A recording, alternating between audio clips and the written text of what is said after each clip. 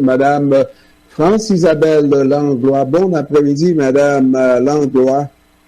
Bon après-midi à vous. Ça va bien, Madame Langlois? Ça va et vous? Oui, ça va toujours bien, moi. Ça va toujours bien. Amnesty International fait une sortie pour apprécier la différence dans l'accueil de deux types de réfugiés, afghans et ukrainiens. Ça saute aux yeux qu'on accueille beaucoup mieux les Ukrainiens par rapport aux Afghans qui vivent des problèmes énormes aussi dans leur pays et qui ont besoin de faire venir des membres de leur famille ici. Ça saute tellement aux yeux, Madame Langlois? En fait, ce qu'il faut dire, c'est que tous les processus migratoires sont complexes, sont compliqués et ils sont très bureaucratiques pour tout le monde. Et on le constate également dans le cas des réfugiés ukrainiens qui fuient la guerre, une vraie guerre, une réelle guerre, encore une fois. Et c'est complexe pour ces personnes-là et c'est très bureaucratique. Et ça, c'est un enjeu majeur auquel on est constamment confronté. Alors, c'est le cas pour les Ukrainiens, c'était le cas pour les Syriens, pour les Afghans, ce l'est encore. Mais c'est vrai qu'il y a ça s'ajoute une couche pour les personnes qui ne viennent pas de pays européens, de pays a priori amis. L'ensemble de l'immigration, et pas seulement de l'immigration, l'ensemble des déplacements à travers la planète est à géométrie variable selon que l'on vient d'un endroit ou un autre sur la planète. Alors pour nous, pour les Canadiens, les Canadiennes, les Américains, les Européens, c'est très facile de se déplacer. C'est très rare qu'on nous demande des visas et c'est très rare que les visas qu'on nous demande soient compliqués à obtenir. Par contre, quand on est né en Afrique, quand on veut voyager à partir de l'Afrique pour s'en venir en Europe, pour s'en venir en Amérique du Nord, c'est la même chose pour Haïti, c'est la même chose pour plusieurs pays d'Amérique latine, mais certainement pour les pays africains et les pays du Moyen-Orient, d'Asie, c'est très compliqué et souvent on n'obtient pas les visas. Et ça, c'est dans le cas de simples déplacements, de tourisme, on veut rendre visite à notre famille, à des amis, etc. Et c'est très compliqué. Alors, quand on rentre dans l'immigration et quand on rentre dans des processus visant des demandes d'asile, c'est encore plus compliqué. Mais il y a toujours en sous-texte, en background, cette notion de hiérarchie de pays, de là où on vient, et c'est toujours plus on a toujours plus de questionnements et c'est toujours plus douteux. Est-ce que vraiment ces personnes-là vont réussir à s'adapter, vont pouvoir s'adapter? Est-ce qu'elles veulent vraiment s'adapter à notre société, à notre culture? Est-ce que ces personnes-là vont pas plutôt constituer des problèmes pour notre société? Et ces questionnements-là, ils viennent plus lorsqu'on a affaire à des personnes ou des groupes de personnes qui viennent de pays du Moyen-Orient, d'Afrique ou d'autres pays que d'Europe. Et donc, c'est là où le bas blesse. C'est là où il y a une différence, une hiérarchie. Et on peut parler de colonialisme et on peut parler d'une approche raciste aussi, qu'elle soit consciente ou non. Maintenant, je pense que ces choses-là sont nécessaires. Il faut les exprimer publiquement.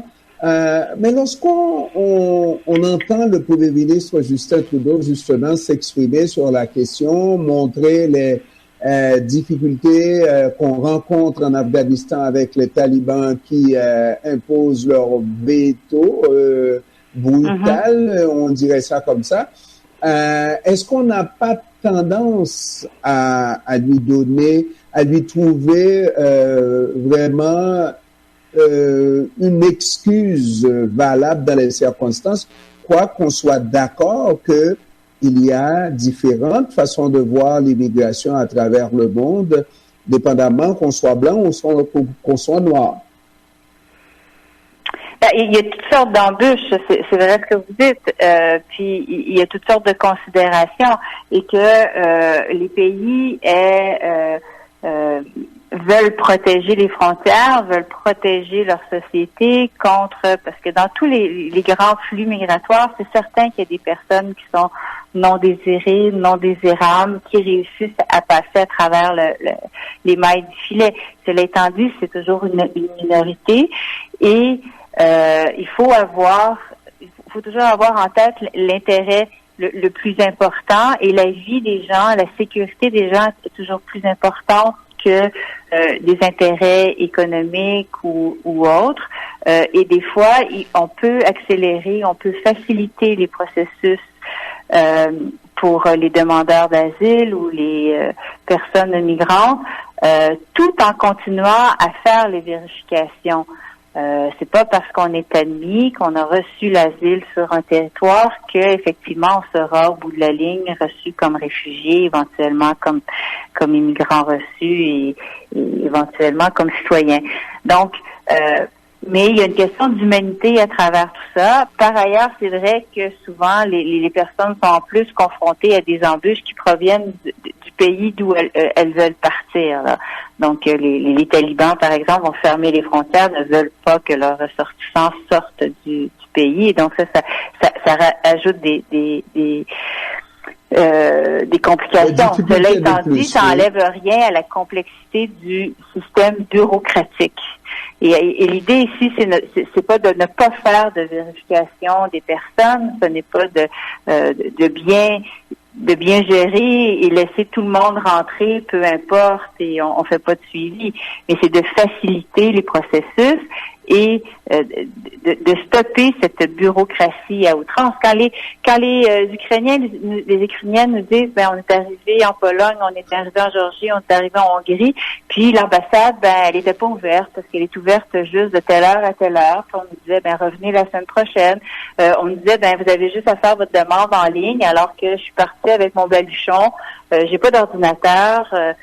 J'ai pas d'accès Internet et en plus, je parle pas vraiment la langue. Donc, il y avait personne, il n'y avait aucun être humain pour m'aider. On me référait toujours à un site Internet. C'est ça l'enjeu ici. C'est la complexité, très bête, la bureaucratie bête et méchante où on vous demande un numéro de dossier qu'on n'a jamais eu. Et donc, il y a des personnes comme ça qui sont en attente, sont dans un processus, c'est orwellien quelque part, parce qu'on leur demande un numéro qu'on leur a jamais donné, qui n'existe pas. Mais tant qu'ils pourront pas donner ce numéro-là, ils pourront pas avancer dans le processus. Vous voyez? Donc, alors, ça, il faut que ce soit corrigé, rapidement.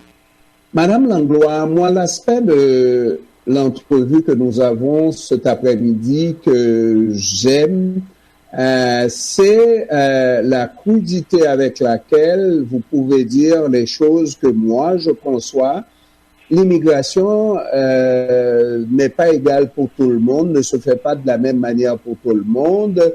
J'ai entendu un premier ministre du Québec parler des infirmières haïtiennes en disant les Haïtiens ne sont pas si francophones que ça, alors que c'est les Haïtiennes qui ont aidé dans les années 60, 70 et 80 et encore aujourd'hui le réseau de la santé, des infirmières, etc., etc. Cela dit, on peut vouloir, je pense que c'est un droit aussi pour les pays de choisir la couleur de leur immigration. On n'a pas de problème avec ça. Mais est-ce que Amnesty International, ces organismes de droit ne devraient pas s'atteler à dire parce que tout le monde ne veut pas nécessairement, c'est pas une partie de plaisir que de quitter son pays. Tout le monde quitte son pays avec difficulté, n'est-ce pas? Mais de croire que des pays qui sont devenus invivables tout simplement parce qu'ils ont été exploités par d'autres et qui nous ferment la porte aujourd'hui, ça là, je pense que c'est une réalité qui devrait être dénoncée et articulée de plus en plus par les organismes de droit. Tout à fait, mais c'est ce qu'on fait. C'est ce qu'il faut faire et c'est ce qu'on fait. Laissez donc ces gens-là qui ne demandent qu'à vivre dans leur pays, mais néanmoins laisser leurs ressources, arrêter d'exploiter ces ressources-là, parce que lorsqu'il n'y a pas de ressources, que voulez-vous qu'ils fassent? Ils vont quitter ces pays-là.